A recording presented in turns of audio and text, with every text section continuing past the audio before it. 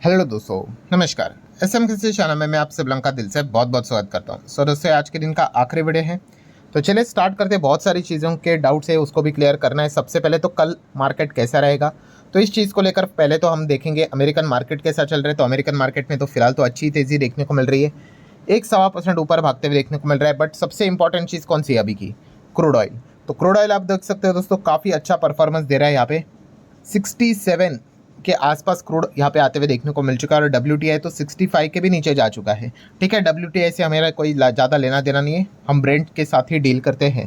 And आप देख सकते हो आज के दिन भी क्रूड में 5.25% के आसपास या फिर उससे भी ज़्यादा हम लोग को गिरावट देखने को यहाँ पे मिल चुके हैं। रीज़न तो अभी आपको पता ही है, सीज फायर के चलते यहाँ पे एक पॉजिटिव मोमेंटम क्रूड में हम लोग को डेवलप होते हुए देखने को यहाँ पे मिल रहा है।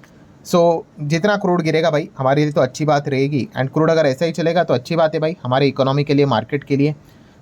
गिफ्ट निफ्टी भी अगर हम लोग यहाँ पे चेक करने जाएंगे तो एक अच्छा पैटर्न हम लोग को देखने को यहाँ पे मिल रहा है, 25,000 के ऊपर और प्लस 100 पॉइंट एक्स्ट्रा यहाँ पे गिफ्ट निफ्टी ऊपर चलते हुए देखने को यहाँ पे मिल रहा है। ये फिलहाल अभी की स्थिति है, जब मैं वीडियो बना रहा हूँ तभी की, आप सभी लोगों को पता ही है। उसके बाद अलग अलग अपडेट्स हम लोग को देखने को कभी भी लेट नाइट यहाँ पे मिल सकते हैं। तो इसलिए सुबह उठकर पहले American market, crude oil and Nikkei की अगर बात कर ले, गिफ्ट निफ्टी की बात कर ले, उसके ऊपर आप लोगों का ध्यान होना चाहिए। ध्यान दोस्तों, अगर बात करेंगे यहाँ पे इंडिया की इकोनॉमी को लेकर, यहाँ पे S&P का डेटा सामने आते हुए देखने को मिल रहा है। उन्होंने हमारा जो GDP है उसका जो फोरकास्ट है वो 6.5% तक यहाँ पे कर दिया है। उनका ये कहना है कि इवन दो ग्लोबल लेवल पे जो चीज़ें यहाँ पे चल रही है, उसके बावजूद इंडिया का जो GDP है, कौन से साल का, ये फिनेंशियल ईयर 26 जो चल रहा है उसका 6.5% के आसपास उन्होंने यहाँ पे बताया। तो वैसे देखा गया इंडिया 6-6.5% के आसपास तो यहाँ पे चल ही रहा है। बट अगर इंडिया को एकदम ही कमाल का परफॉर्मेंस दिखाना है तो हमें एटलीस्ट शुरुआत तो भाई 7% के साथ तो यहाँ पे करनी पड़ेगी। 7% मतलब एक बार नहीं भाई, बार बार लगातार अगर हम लोग करेंगे परफॉर्मेंस, तो जाके वो एवरेज 7% के ऊपर निकल कर आएगा। तो इसका इंतजार हम लोग बहुत समय से यहाँ पे कर रहे हैं, अभी तक तो देखने को नहीं मिला है। 6-6.5% के आसपास हम लोग फिलहाल तो परफॉर्मेंस दे रहे हैं। S&P ने भी फिलहाल तो हम कह सकते हैं हमारा जो GDP का फोरकास्टिंग है उसको बढ़ा दिया है। देन हम लोग बात करें दोस्तों, ये किसका लोगो है, ये है स्टारबक्स। स्टारबक्स की बात करें, खबर यहाँ पे चल रही थी कि चाइना से एग्जिट कर सकते हैं करके। मतलब आप यहाँ पे देख सकते हो कि पूरी तरीके से वो एग्जिट करेंगे, बट स्टारबक्स ने डिनाई कर दिया है full China exit. But yes, उन्होंने ये कंफर्म किया है कि वो स्टेक सेल को लेकर बातचीत करते हुए देखने को यहाँ पे मिल रहे हैं। करंट सिनेरियो के हिसाब से हम कह सकते हैं वो अभी भी चाइना में ऑपरेट करते हुए देखने को मिलेंगे। वैसे देखा गया दोस्तों, तो स्टारबक्स इंडिया में भी शेयर मार्केट के हिसाब से कौन से कंपनी के साथ डील करता है आपको बताइए? Yes, Tata Starbucks private limited, ये नाम से हम लोग को वर्क करते हुए देखने को मिल जाता है। एंड मार्केट के हिसाब से बात करें तो आपको बताइए है कि जो 50% है वो किसके पास है? टाटा कंज्यूमर प्रोडक्ट के पास 50% देखने को मिल जाता है। ये शेयर मार्केट में लिस्टेड भी है। एंड ऊपर से अगर बात करें तो आपको पता है निफ्टी 50 का भी पार्ट है। हालांकि टाटा कंज्यूमर प्रोडक्ट में मल्टीपल और भी बिजनेसेस आते हैं, जैसे कि अगर बात करें टाटा टी भी आपको पता है इसी में ही आता है। जो पानी का भी इनका जो बिजनेस रहता है, हिमालयन की अगर बात कर ले, कॉपर की अगर बात कर ले, ठीक है, जितने भी आपको ये टाटा से रिलेटेड बेवरेजेस वाली चीज़ें देखने को मिल जाती है वो टाटा कंज्यूमर के ही अंडर हम लोग को देखने को यहाँ पे मिल जाते हैं। नेक्स्ट अगर हम लोग बात करेंगे दोस्तों, तो अदानी ग्रुप आज के दिन AGM थी, बहुत सारे स्टेटमेंट्स उन्होंने सामने देखे रखे हुए हैं। बट फिलहाल हम कह सकते हैं दोस्तों कि आने वाले समय में अदानी ग्रुप यहाँ पे लगभग 15 से 20 बिलियन डॉलर का कैपेक्स का यहाँ पे प्लान यहाँ पे कर रहे हैं। ठीक है, ये एक बहुत बड़ा फिलहाल तो पॉइंट उन्होंने सामने रखा, और ये 15 से 20 बिलियन डॉलर भाई एक साल के लिए नहीं, ओवर द 5 ईयर्स उन्होंने बताया है। 2030 तक 100 गीगावाट पावर कैपेसिटी वो लेकर जाना चाहते हैं। आपको बताइए 2030 तक इंडिया का टारगेट कितना है पता है आपको? पावर का 500 तक गीगावाट का यहाँ पे रिन्यूएबल की अगर बात करें तो, ठीक है। एंड यहाँ पे वो फिलहाल 100 पावर की यहाँ पे बात करें गीगावाट के हिसाब से। हाँ, इसमें से रिन्यूएबल कितना होगा वो देखने वाली बात है, बट यस इतना बड़ा वो मेगा टारगेट लेकर चल रहे हैं। आगे बात करेंगे PTC इंडस्ट्रीज को लेकर। PTC इंडस्ट्री ने यहाँ पे MOU यहाँ पे साइन किया है विद सफरान एयरक्राफ्ट इंजिन्स। ठीक है, तो MOU मतलब आप कह सकते हैं भाई बिजनेस डील्स हम लोग को देखने को यहाँ पे मिल जाती है, तो एक अच्छी बात बिजनेस के लिए रहती है। IRCTC के लिए एक अच्छी गुड न्यूज़ देखने को यहाँ पे मिल रही है। अभी कंपनी के लिए गुड न्यूज़ मतलब कस्टमर के लिए खराब हो सकता है, ऐसा क्या हो रहा है? तो दोस्तों सोर्सेस के जरिए बताया जा रहा है कि 1 जुलाई से इंडियन रेलवे अपने पैसेंजर फेयर्स के दाम यहाँ पे बढ़ाने वाले हैं। ठीक है, ऑब्वियसली जो दाम बढ़ते हैं वो किलोमीटर के हिसाब से बढ़ते हैं, लिखा हुआ रहेगा पैसा, बट पैसा पर किलोमीटर के हिसाब से होता है।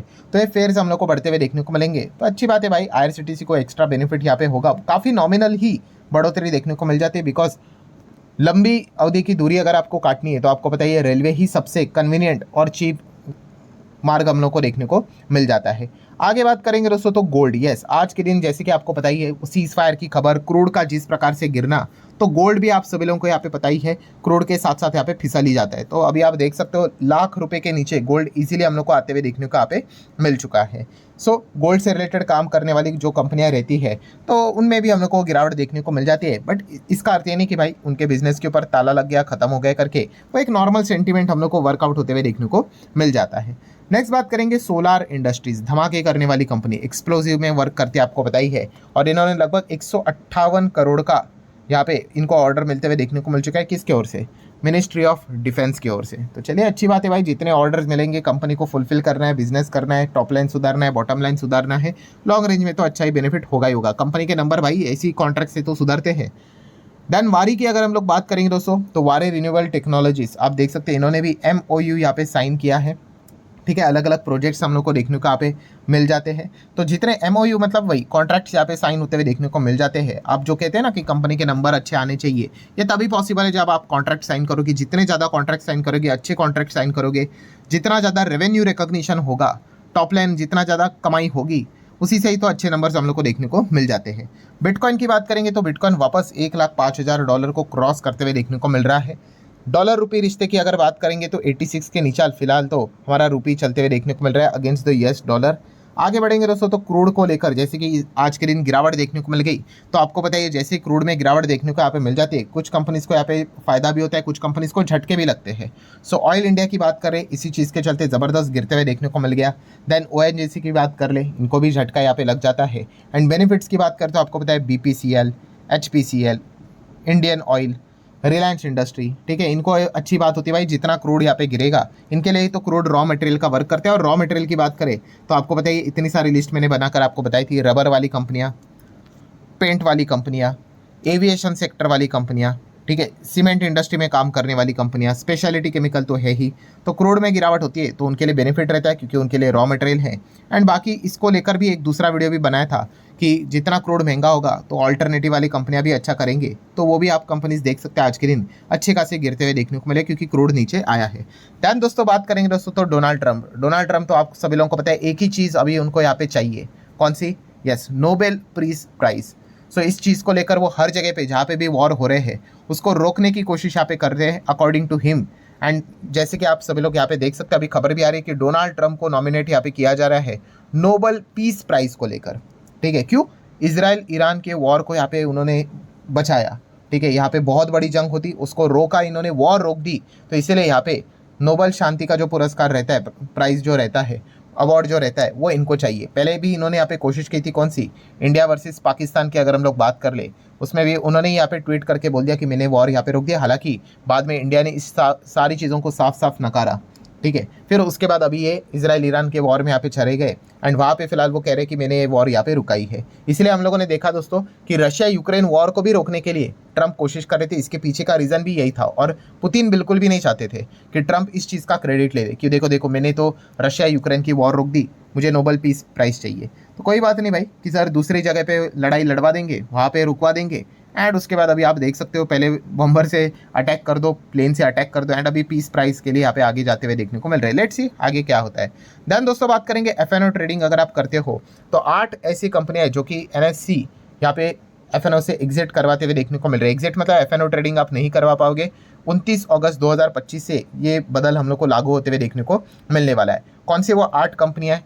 एक ABFRL, आदित्य बिरला फैशन की बात कर ले, अदानी टोटल गैस की बात कर ले, CESC की बात कर ले, ग्रैन्यूल्स इंडिया की बात कर ले, उसी के साथ साथ IRB infrastructure, Jindal stainless, Poonawalla Fincorp, SJVN। तो ये 8 कंपनियां दोस्तों, इनको FNO से बाहर का रास्ता यहाँ पे दिखा दिया है, ठीक है। सो ये पॉइंट आप जरूर चाहो तो नोट करके चल सकते हो। देन दोस्तों ब्लैक बॉक्स की अगर बात कर ली, यस, एयर इंडिया का प्लेन जो यहाँ पे गिरा था आपको पता ही है। ब्लैक बॉक्स में हमें पता चलता है कि एग्जैक्टली क्या गड़बड़ हुई है, इसको लेकर जबरदस्त कंट्रोवर्सी छिड़ते हुए देखने को मिल रही है कि पहले बताया गया कि ब्लैक बॉक्स यहाँ पे बाहर भेजा गया है, बाहर भेजा मतलब बोइंग को भेजा गया, ऐसी खबरें चल रही थी। बट फिलहाल सिविल एविएशन मिनिस्टर ने खुद बताया कि black box of crashed Air India plane is in India and been examine by AAIB। ठीक है, तो किधर भी यहाँ पे बाहर भेजा नहीं गया है, जैसे कि खबरें बता रही थी कि अब्रॉड सेंड यहाँ पे किया गया है, नहीं, इंडियन अथॉरिटीज़ ही इसको एग्जामिन फिलहाल तो यहाँ पे कर रहे हैं। ठीक है, काफ़ी लोगों का यही कहना था कि अगर आप उनके हाथ में दोगे जो कि खुद प्लेन बनाते हैं, वो मतलब क्या निष्पक्ष जांच कर पाएंगे? तो इसलिए अभी फिलहाल देखा जा रहा है कि एग्जैक्टली इसको लेकर क्या आउटकम निकल कर आता है। आखिरी पॉइंट, एक बार HDB फाइनेंशियल के IPO का GMP देखते हैं, वापस 10% को टच करते हुए देखने को मिल रहा है। सो ठीक है दोस्तों, जितने इंपॉर्टेंट पॉइंट्स थे सारे कवर कर ले। वीडियो हेल्पफुल लगा होगा, चाहो तो लाइक एंड शेयर कर सकते हो। मिलते हैं कल, तब तक के लिए बाय बाय।